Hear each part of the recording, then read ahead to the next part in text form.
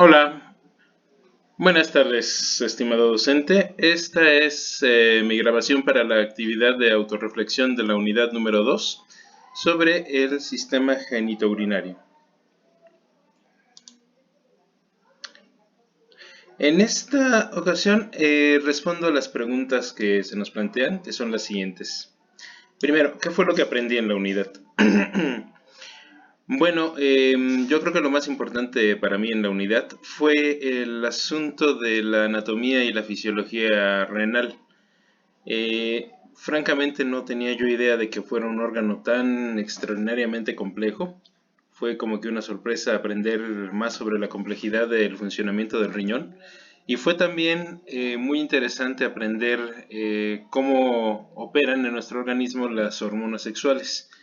Yo diría que esos fueron los dos temas más destacados para mí en lo personal desde en esta unidad, aunque por supuesto todo lo demás también es relevante.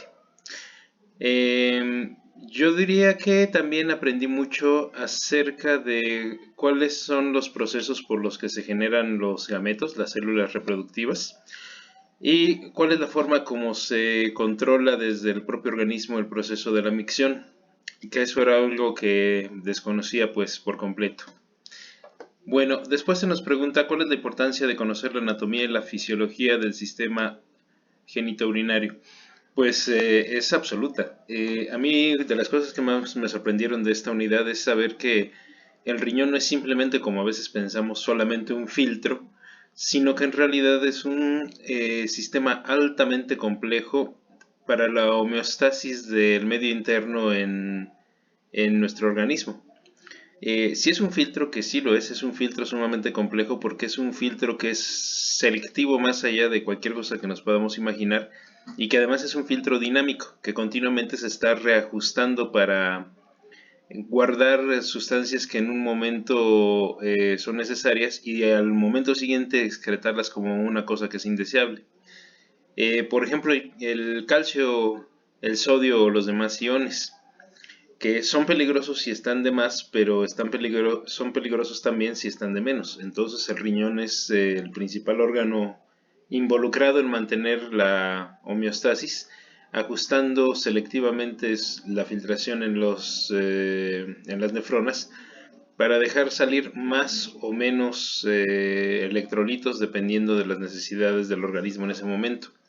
Igualmente me asombro porque no lo conocía yo muy bien, la forma como el riñón está involucrado en el mantenimiento de la presión arterial por la vía del sistema renina-angiotensina y la manera como selectivamente conserva o deja pasar mayor cantidad de agua dependiendo si lo que se necesita es mantener o disminuir el volumen sanguíneo para controlar de esa manera indirectamente la presión y cómo el riñón puede hacer óptimo su proceso de filtrado cuando hay poca agua disponible para tratar de retrasar lo más posible los efectos de la deshidratación.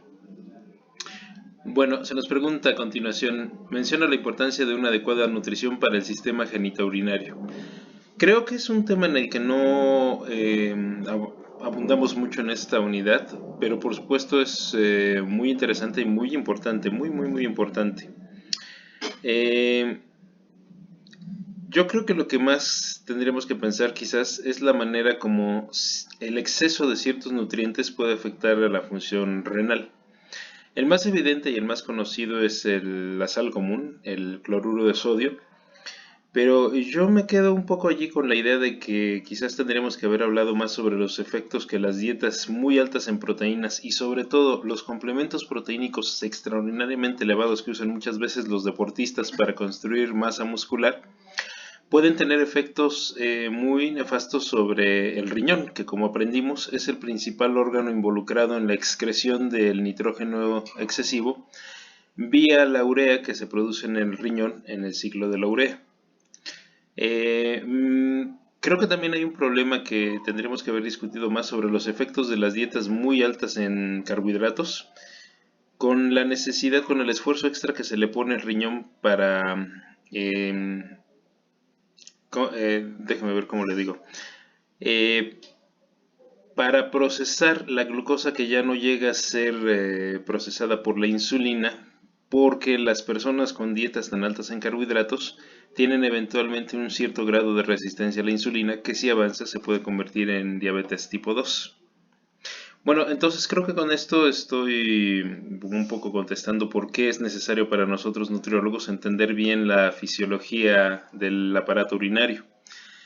Pero también es importante entender la fisiología del aparato reproductor, porque muchos procesos hormonales que ocurren en el cuerpo humano están regulados por las hormonas involucradas directamente en la reproducción, en el aparato reproductor. Me habría gustado, y yo creo que esto lo estudiaremos más adelante en la carrera en otro punto, qué pasa con la nutrición con relación a la fertilidad y con relación a las distintas etapas del embarazo y de la gestación. ¿Qué digo? Por supuesto, sabemos que es un tema pues fundamental en la carrera, que pues no se podría ver quizás en este curso, pero aquí nos dejan algunas bases fundamentales para empezar a entrarle a esa discusión en su momento. Después tenemos como siguiente pregunta: si consideras que el aprendizaje obtenido te será de utilidad en tu formación profesional. Pues yo creo que sí, y esto es a partir de todo lo que he dicho.